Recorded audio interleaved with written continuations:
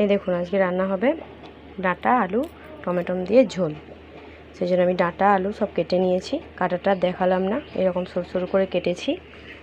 এই যা গরম ওই জন্য সিম্পল, আর শাক ভাজা হবে। চলুন এবার এই গরমে ডাঁটা আলুর ঝোলটা আমি রান্না করে নিই, আপনাদেরকে পুরো রান্নাটা দেখাই অতি সহজে কি করে রান্না করবেন।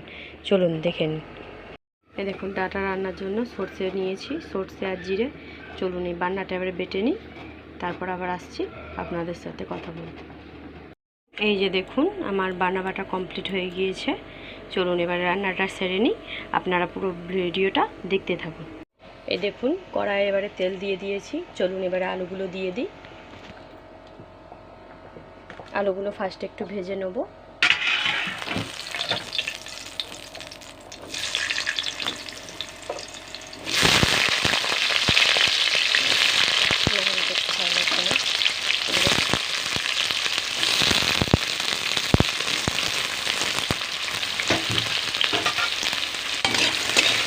চলুন আলুগুলো এবারে ভালো করে ভেজে নিয়ে নেব।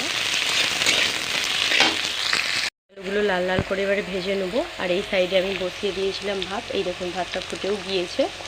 চলুন এবারে আলুগুলো লাল লাল করে ভালো করে ভেজে নিই। দেখুন এবারে দেবো একটা গোটা লঙ্কা। এই গরমে বেশি ঝাল দেবো না, আপনারা চাইলে লঙ্কা গুঁড়োও দিতে পারেন। আর দেবো একটা তেজপাতা। অতি সহজে এরকম রান্না আপনারা করতে পারেন, বেশি সময় লাগবে না, কম সময় হয়ে যাবে। আর দেবো এই যে 5 ফোড়ন একটু দিয়ে দেবো, দিয়ে এবার ভালো করে এগুলোকে সব নেড়ে দেবো।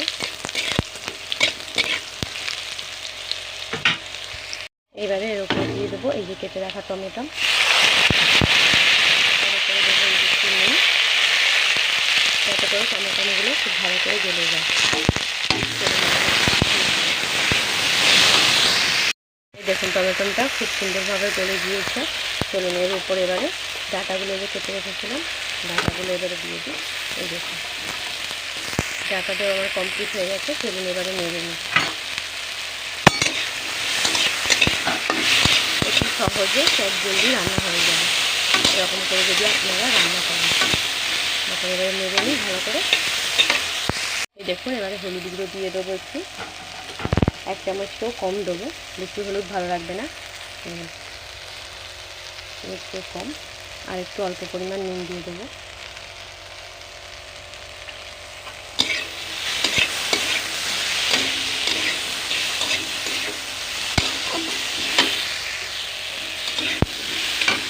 এই দেখুন আমার কষানোটা কমপ্লিট। এইবারে আমি জল দিয়ে দেবো। এই যে 1 বাটি করে জল দিয়ে দিলাম।